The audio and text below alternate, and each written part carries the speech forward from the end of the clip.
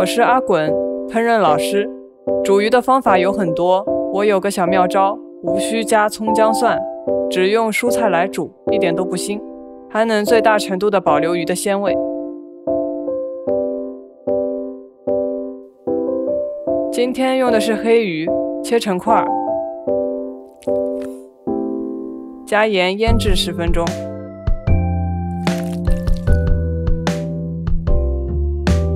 腌制期间把蔬菜切配好，番茄切小块，水芹切断后拍松出味，香菜也切成段。热锅起油，调小火，下鱼块单面煎成金黄色。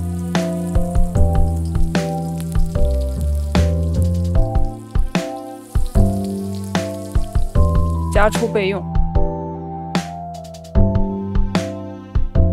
洗净的锅中重新倒油加热，先下番茄翻炒，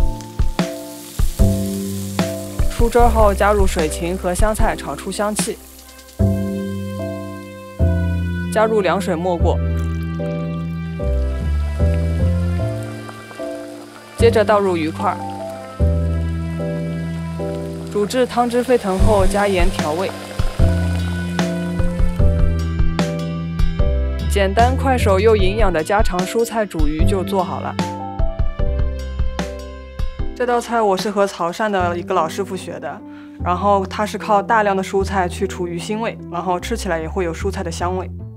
鱼的选择除了黑鱼还可以用青鱼，我还比较推荐用回鱼，因为它没什么骨头，肉质还比较肥美鲜嫩。因为从一开始把鱼就放到蔬菜汤里煮的话，那个蔬菜会发黄，所以我们选择鱼先放到油里面煎单面，这样的话你到时候吃起来就是一面是脆的，一面是嫩的。